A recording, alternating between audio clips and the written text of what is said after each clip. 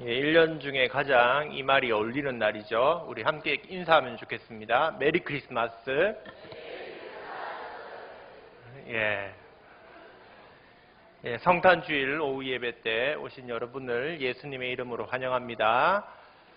예배 드리러 오신 여러분이 바로 승리자십니다. 예배 드리는 것이 승리입니다. 몸이 아프고 혹시 돈이 없고 혹시 권세가 없다 할지라도 사람의 창조의 목적은 예배이기 때문에 예배 드렸으면 승리하셨습니다. 오늘 제목이 좀 이래가지고 믿음이 없는 세대라서 심각한 얘기인가 보다. 심각하긴 합니다. 하지만 이 이야기를 통하여 우리가 다시 한번 믿음을 새롭게 하는 그러한 시간이 되기를 원합니다. 오늘날에 통계적으로 청년들이 교회 전체에서 청년 인구가 2% 정도 된다고 합니다. 그리고 대한민국에서 믿는 청년은 3% 정도 된다고 합니다. 그러니 정말 이 세대를 우리가 무엇이라고 불러야 되겠습니까? 믿음이 없는 세대라고 할 수 있지 않을까 싶습니다. 미전도 정족이 5% 미만 선교된 것을 미전도 정족이라고 하는데 2% 3%라면 우리나라의 청년들은 미전도 정족이지 않은가. 믿음에 대해서 이 말씀을 통해서 묵상을 했었습니다. 사람들이 왜 감사가 없을까? 왜 예배가 재미가 있지 않고 집중하지 못하는가? 그것은 믿음이 없기 때문에 예배가 즐겁지 않고 감사가 나오지 않는 것이 아닌가라는 생각이 들었습니다. 얼마 전에 우리 아동부에 새로 한 아이가 왔는데 그 아이가 오기는 왔는데 예배도 집중도 안 하고 새가족 공부를 시키니까 듣고 싶지 않다 이러면서 그렇게 하니까 사람들이 선생님들이 조금 약간 마음에 상처를 받은 거예요. 얘는 왔는데 왜 이러는가 싶어서 그러면서 오늘 말씀을 읽었습니다. 마가복음 9장의 말씀을 읽을 때 그래서 저한테 마음에 딱 와닿았던 단어가 뭐였냐면 믿음이 없는 세대라는 단어였습니다. 교사들은 바로 믿음이 없는 세대를 감당하는 사람들이다라는 생각이 들었습니다. 잘 믿는 아이들 같으면 안 가르쳐줘도 잘 믿고 예배생활 잘하고 하겠죠. 하지만 교사가 있는 이유는, 목자가 있는 이유는 안 믿는 사람이 있기 때문에, 안 믿는 아이가 있으니까 그 아이를 가르치고 양육해서 믿음이 없는 세대를 믿음이 있는 세대로 인도하는 것이 바로 교사의 직분이 아닌가라는 것을 다시 한번 깨닫게 되었습니다. 그러므로 믿음이 없는 사람이 교회에 오는 것은 잘못된 게 아니라 이것은 놀라운 축복이고 믿음도 없는데 교회에 오다니 얼마나 대단한 일입니까? 그를 환영해주고 그를 반겨줘야 되겠다라는 생각이 들었습니다. 그런데 또 한 마음의 생각이 들었습니다. 그럼 믿음은 도대체 어떻게 심어줄 수 있느냐? 신대원을 제가 25살에 들어갔는데 26살에 들어갔는데 그때 1학년 때 개론들을 배웁니다. 기독교 교육 개론, 신약 개론, 구약 개론 이런 거 배우는데 기독교 교육에서 이런 말씀을 교수님이 하시더라고요. 믿음은 교육할 수 없다. 이게 무슨 말이냐면 성경은 가르칠 수 있습니다. 성경은 창세기부터 요한계시록까지 순서를 짜서 커리큘럼을 짜서 가르칠 수 있습니다. 기도하는 방법은 모양은 가르칠 수 있습니다. 그런데 그 마음의 믿음은 가르칠 수는 없다는 것입니다. 그럼 믿음은 도대체 어떻게 해야 되냐? 어떻게 해야 생기는 것이냐? 예, 맞죠. 오늘 그 말씀이 바로 이 본문에 어떻게 해야 믿음이 생기는가 나와 있습니다. 대한민국의 대표적인 지성인으로 꼽히는 이어령 교수는 자신의 책에서 믿기 전에를 적어놓고 있습니다. 그분은 대표적인 국문학 교수셨기 때문에 믿지는 않지만 성경을 누구보다도 더 열심히 읽은 거예요. 성경에 대해서 너무 잘 아는 거예요. 하지만 어떠한 계기가 있기 전에는 믿지 않았기 때문에 알고는 있지만 믿음이 없는, 지식은 있지만 믿지 않는 그러한 상태였던 것이죠. 그래서 믿는다는 것과 안다는 것은 다르다는 것을 알게 됩니다. 똑똑하다고 잘 믿는 게 아니고 반대로 똑똑하지 못해서 잘 못 믿는 것도 아니라는 것이죠. 자, 그렇다면 어떻게 믿음을 가졌는지 본문 말씀을 통해 한번 살펴보도록 하겠습니다. 예수님께서 변화산에 제자들 3명을 데리고 올라갔다가 내려왔을 때 이 사건, 오늘 본문의 마가복음 9장의 사건이 일어납니다. 근데 그 앞에 부분의 말씀을 14절, 15절, 16절 보면 예수님이 이렇게 얘기합니다. 너희가 무엇을 그들과 변론하느냐, 이렇게 얘기하십니다. 예수님의 제자들이 병 고치러 온 사람을 병을 고쳐주지 못하니까 능력이 발휘되지 못하자 뭐가 생겼냐면 논쟁이 생긴 겁니다. 변론이 생긴 겁니다. 말로만 그냥 다투기 시작한 것입니다. 그 바리새인들과 서기관들과 말로만 그렇게 일이 생기는 걸 보고 예수님이 뭘 하느냐 이렇게 이제 물어보신 것이죠. 여러분, 능력이 없고 기적이 일어나지 않는 곳은 논쟁이 그 자리를 채웁니다. 그러나 논쟁은 무익하다는 것입니다. 말로 그냥 이렇다 저렇다 하는 것은 그것은 유익하지 못합니다.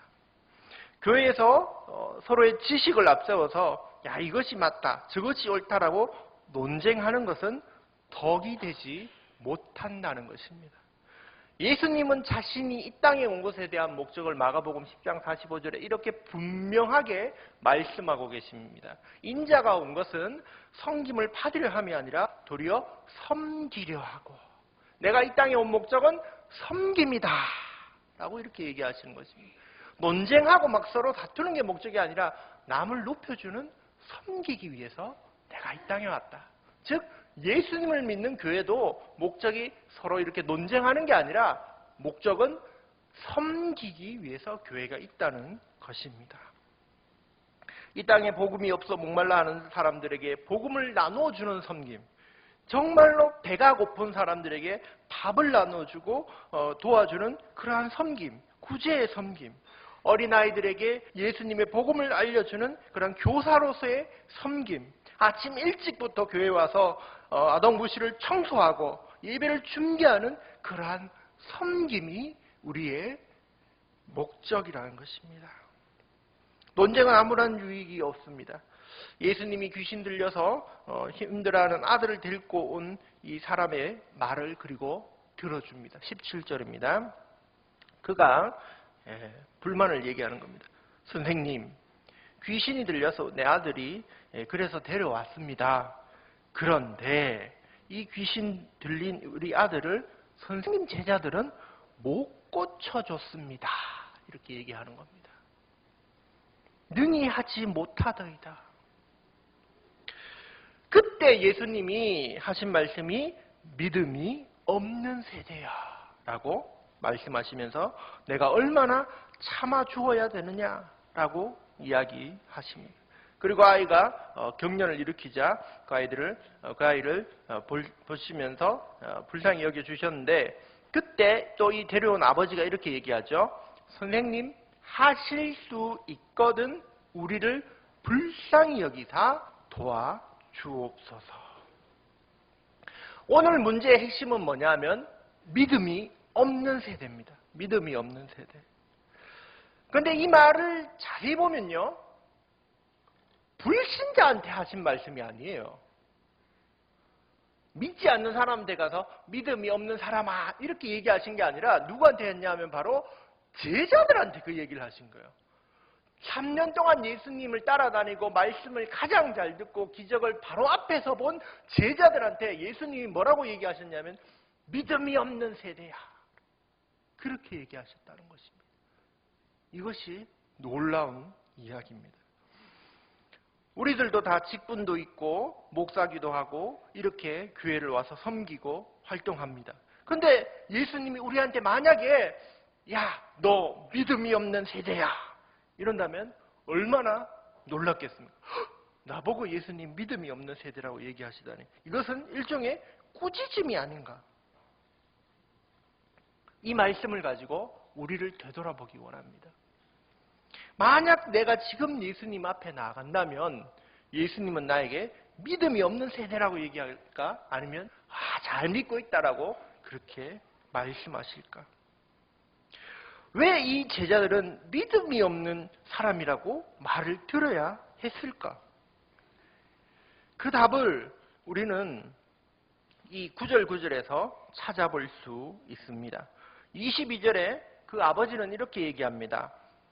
하실 수 있거든 불쌍히 여겨 도와주십시오. 예수님을 찾아온 이유와 그리고 그 아들을 고쳐주지 못한 제자들은 믿음이 완전히 없는 게 아니라 부족했습니다. 24절에 이렇게 얘기합니다. 그 아버지가 이렇게 고백하죠. 예수님 말씀을 듣고 이렇게 고백하는 겁니다. 내가 믿나이다. 나의 믿음 없는 것을 도와주옵소서. 이 영어 번역으로 어떻게 되어 있냐면요. Today English 버전에는 I do have faith. 내가 믿음을 가지고 있습니다. 가지겠습니다. But no enough. 그러나 충분하지 않습니다. 이렇게 얘기하고 있습니다.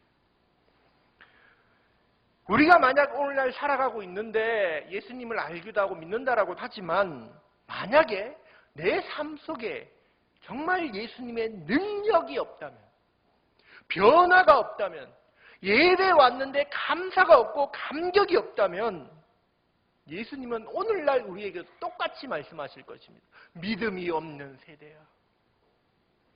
예수님의 계심은 믿습니다. 알고 있습니다. 내가 예수님을 영접도 했습니다. 하지만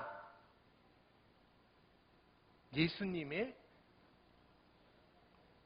말씀하시는 믿음은 부족한 사람이라는 거죠. 그럼 도대체 어떤 믿음이 부족하냐? 예수님을 아는 믿음이 아니라 어떤 믿음이냐? 두 가지입니다. 22절에 이렇게 얘기하죠. 그 아버지가 하실 수 있거든. 이 사람의 부족한 믿음의 첫 번째는 바로 능력에 대한 믿음입니다. 하실 수 있다, 할 수 있다는 것, 바로 능력. 그 능력에 대한 믿음이 부족했습니다.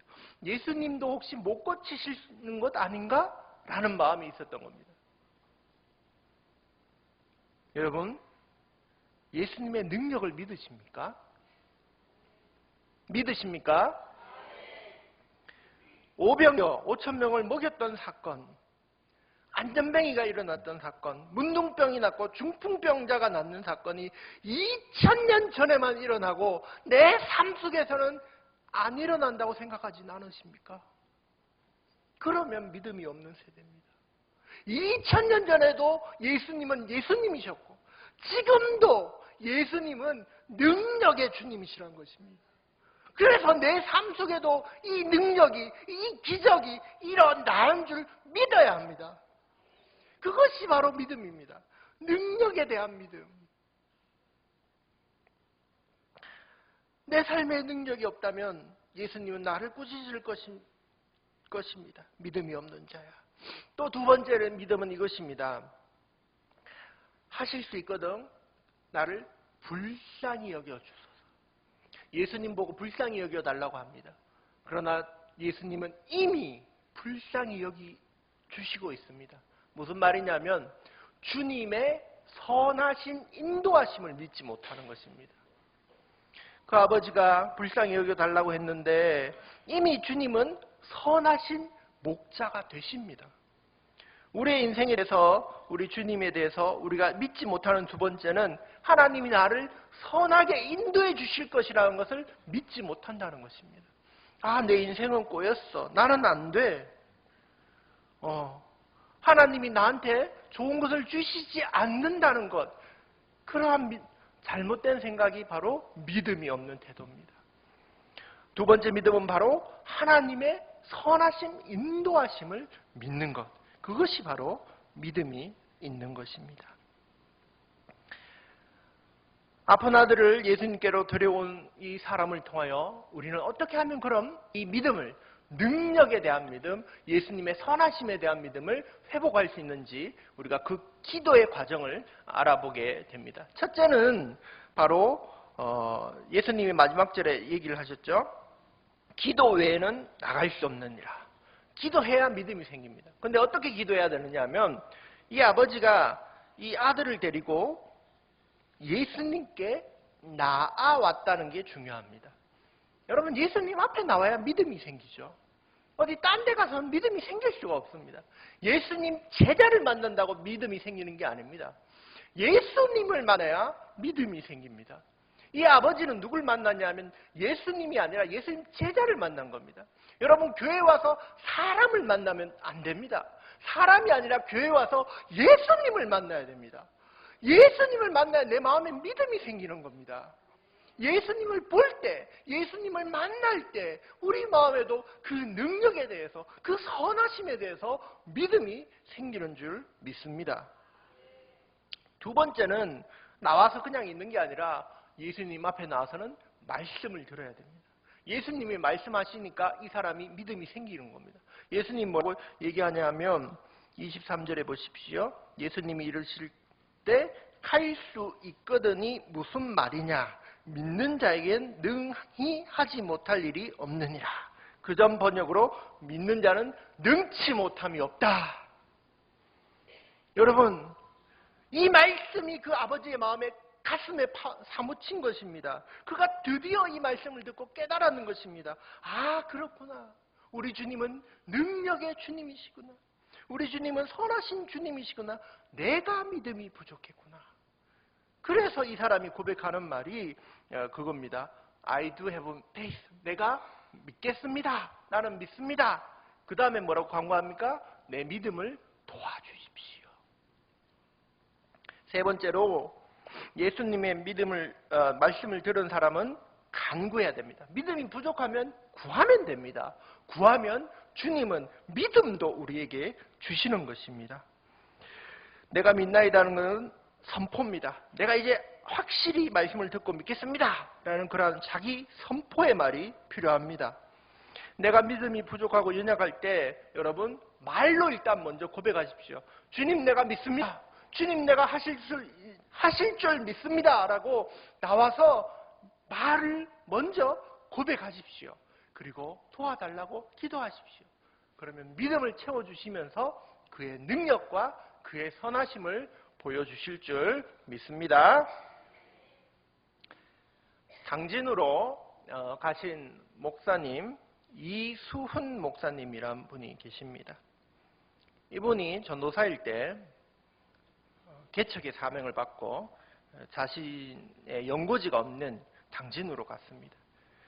근데 그분이 말씀을 읽고 마음에 와닿은 게 시편 37편에 땅을 차지하리라. 좋은 말씀이지 않습니까? 그래서 하나님 땅을 주겠구나 라는 믿음이 생겼다는 것입니다. 이 말씀을 듣고. 그래서 아무것도 없는데 80년대 말 그 90년대 정말 땅을 그냥 주겠지라는 믿음으로 그곳에 가서 이제 이렇게 부동산을 돌아다녔습니다. 땅이 있어요.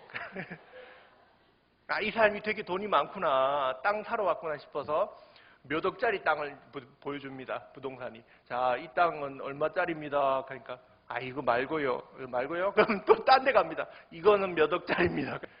이 목사님은 이렇게 생각했습니다. 한 5천만 원짜리 땅을 사서 3,500만 원짜리로 건물을 짓자. 그때는 가능했습니다. 90년대 초에. 그렇게 생각했는데 부동산에 5천만 원짜리 땅은 없으면 가니까 그래 작은 땅은 없어요. 그렇게. 그래서 그 동네 이장을 찾아갔습니다. 이장한테 가서 5천만 원짜리 땅을 사려고 하는데 어떻게 할까요? 그랬더니 이장님이 여기저기 다 알아보고는 어느 날 전화가 왔어요. 5천만 원짜리 땅을 알아봤는데 살 거요? 했더니 예, 했어요. 목사님이. 그랬더니 이장이 자기 돈 500만 원을 내고 그 땅을 그냥 덜컥 계약을 해왔는 거예요. 그러면서 내가 계약했으니까 500만 원 주시오. 이렇게 하는 거예요. 그런데 그 목사님은 성도도 없고 돈도 없고 아무것도 없을 때였습니다. 산속 깊은 곳에 길도 없는 곳에 670평 고추밭을 사놓은 거예요. 6월 8일 날 샀고 7월 15일 날 잔금을 치러야 되는데 500만 원도 없고 나머지 4,500만 원도 없는 겁니다. 그래서 그 땅에 가서 다급하니까 믿음이 생기더랍니다. 주님 주실 줄 믿습니다 하면서 막 기도하는 겁니다. 그런데 더 큰 문제가 생겼습니다. 이분이 또 이제 교회 세웠으니까 전도를 해야 되지 않습니까? 뭐 밥집 가서 라면집에 가서 앞에 있는 한 대학생 24살짜리 청년에게 여자 청년에게 전도를 했더니 교인이 됐어요. 그래서 설교를 했는데 하나님께서는 기도하면 다 들어주십니다. 역사가 있습니다. 했더니 이 자매가 아멘 하고 정말 믿은 거예요. 하나님이 저 땅을 우리에게 주실 걸로 이 성도가 믿어버린 거예요. 목사님도 줄지 안 줄지 모르겠다는 마음의 심정인데 성도가 믿어버리니까 하나님 앞에 막 이렇게 기도한 거예요. 하나님, 이장님 500만 원 떼어도 상관이 없습니다. 제가 개척 못해도 상관이 없습니다. 그런데 새로 믿은 이 성도 정말 이 땅을 주실 줄 믿는데 하나님 안 주시면 이 성도가 낙심합니다. 하나님 땅 주셔야 됩니다. 이렇게 기도하게 된 거예요. 그러던 7월 7일 날 이분이 잠시만요. 7월 5일 날 금요일 밤에 거기에 이제 개척한다고 이렇게 있으니까 소문이 난 겁니다. 한 목사가 와서 누가 개척하더라 하니까 어떤 전도사가 와서 야, 개척하면 이 주변 교회 목사님들한테 인사를 해야지 이렇게 얘기하는 겁니다. 그래서 알겠다고 가서 인사를 하니까 알고 보니까 그 전도사 아버지 목사님이시더라는 거예요. 그래서 그 아버지 목사님이 이게 하나님 인도하심인가 싶어서 3,500만 원 달라고 막 그렇게 얘기를 한 겁니다. 그랬더니 이 목사님 무슨 소리 4,500만 원 달라고 하니까 무슨 소리냐면서 그런 돈 없다면서 막 얘기하다가 그 목사님이 이렇게 얘기해 주시는 겁니다. 2년 전에 부산에 어떤 교회가 당신에 개척하려고 했다가 못 개척한 교회가 있는데 한번 가볼래? 그래서 한 가지 소문을 들은 거죠. 그래서 그 길로 부산에 내려갑니다. 그래서 그 교회 이름을 찾아서 딱 들어가니까 70대에서 은퇴하기 바로 직전에 목사님이 열심히 자전거를 집에서 타고 있더랍니다. 목사님 어떻게 왔어? 4,500만 원 주세요. 아니, 무슨 소리냐고. 내가 개척을 했는데 이 교회에서 뭐 하여튼 주세요 하니까 안 된다고 없다고 3시간 동안 얘기하다가 목사님이 안 되겠던지 2천만 원 줄 테니까 제발 가라고 그렇게 얘기하자 또 이수훈 목사님은 기도 응답이면 4,500만 원을 줘야지 2천만 원을 주는 건 아닐 것이다. 그건 됐습니다. 이렇게 하고 나온 겁니다. 그러니까 나와서 이렇게 교회 골목을 꺾어서 나오려고 하는데 또 한 분이 잠깐만 오라고 어디로 당회실로 가자고 그래서 막 전도를 하더랍니다. 자기한테 예수님이 살아계시고 태초에 하나님이 계시고 막 전도를 하는 겁니다. 그래서 30분을 듣고 있으니까 도저히 안 되겠다 싶어가지고 잠시만요. 누구세요? 하니까 저는 여기 교회 장로인데요. 저는 전도사인데요. 그래서 서로 막 웃게 된 겁니다. 왜 이러셨을까요? 내일이 전도 주일인데 내가 한 명 전도하려고 지나가는 사람 보고 이렇게 듣고 온 겁니다. 막 이렇게 설명한 겁니다. 그래서 또 그 장로님한테 쪽지를 보여주는 겁니다. 자기가 원래 생각했던 거 5천만 원짜리 땅을 사서 3,500만 원을 건물을 세운다라는 쪽지를 딱 보여주면서 이렇게 해서 내가 이 교회 사실은 와서 얘기한 거다 하니까 장로님 안색이 샥 하얗게 변하는 거예요. 빨리 나가라. 무슨 소리인지 모르겠는데 내쫓는 거야. 10만 원 사비를 주면서 내쫓길래 그 다음 날 주일날 올라와서 그 여자 성도 1,000원, 자기도 1,000원 헌금하고 그 주신 돈 10만 원 헌금하고 또 기도를 했는데 하나님 이 땅 주십시오. 그 다음 날 아침에 월요일날 그 교회에서 연락이 온 겁니다. 이 교회가 어떤 교회였냐면 이 은퇴 목사님 딱 70이 돼서 이제 은퇴하려고 해서 7월 7일 날 당회에서 개척하려고 했는데 못했으니까 이 돈으로 은퇴 목사님을 도와드리자라고 당회에서 결의를 하고 그 다음 주일날 재직회에서 이제 결정하려고 딱 준비했는 그 전날 토요일이었던 겁니다. 그래서 이 장로님은 어떤 장로님이냐면 바로 그걸 알아봐야 되는 선교부장 장로님이셨던 거예요. 그 교회가 2년 전에 어떤 결의를 했냐면 5천만 원짜리 땅을 사서 3,500만 원짜리 교회를 짓자라고 결의를 했던 교회인 거예요. 예. 그래서 그 다음날 7월 15일 날 이 목사님하고 장로님이 땅을 한번 보러 왔는 거예요. 제가 땅 어딨냐? 그러니까 저쪽에 있다는데 차가 못 들어가는 거예요. 그래서 걸어서 2시간을 걸어가는데 비가 막 억수로 같이 오는데 우산도 없고 비 쫄딱 맞아가면서 가는데 이 이소 목사님이 기도를 한 겁니다. 이분들 눈이 가려서 이 땅이 멋진 땅으로 보이게 해주십시오. 막 기도를 하고 비 막 오고 안개가 샥 끼어 있는데 드디어 딱 도착해서 보니까 멋지게 보이더랍니다. 그래서 그 목사님하고 장로님이 할렐루야 하고는 돌아가서는 그 다음날 상업은행에서 전화가 와서 7월 15일 날 계좌 있냐고 없어. 그러면 농협 가라. 그래서 그 당시에는 은행 대 은행으로 돈을 주나 봅니다. 그래서 농협에서 통장을 딱 만들자 상업은행에서 4,500만 원을 바로 송금을 해줬다고 합니다. 할렐루야. 이 목사님이 이 간증을 하시면서 이렇게 얘기합니다. 야, 이 일 후에 잠이 안 옵디다. 내가 그전에는 대강 하나님을 믿었는데 하나님이 정말 살아계시고 역사하신다는 것을 느꼈다. 그래서 대강 믿을 수가 없다. 여러분, 하나님은 능력의 하나님이십니다. 하나님은 선하신 하나님이십니다. 우리가 그것을 믿을 때 믿음이 있는 사람이 되는 것입니다. 여러분, 그 믿음을 가지십시오. 그 선한 인도하심을 믿으십시오. 그래서 믿음이 충만한 세대, 그렇게 칭찬받는 여러분이 되시기를 예수님의 이름으로 축복합니다. 아버지 하나님 감사합니다. 우리가 이 마가복음의 말씀으로 믿음에 대해서 살펴보았습니다. 하나님, 우리에게도 믿음을 부어주십시오. 하나님의 능력을 믿고 하나님의 선한 인도하심을 믿고 따라가는 그러한 복된 믿음의 백성들 되기를 소망합니다. 하나님, 우리의 삶을 기적으로 채워주실 줄 믿습니다. 우리가 기도할 때 주님 응답하시고 우리의 삶을 바른 길로 인도하실 줄 믿사오니 우리가 간구하오니 우리에게도 충만한 믿음 내려 주시옵소서.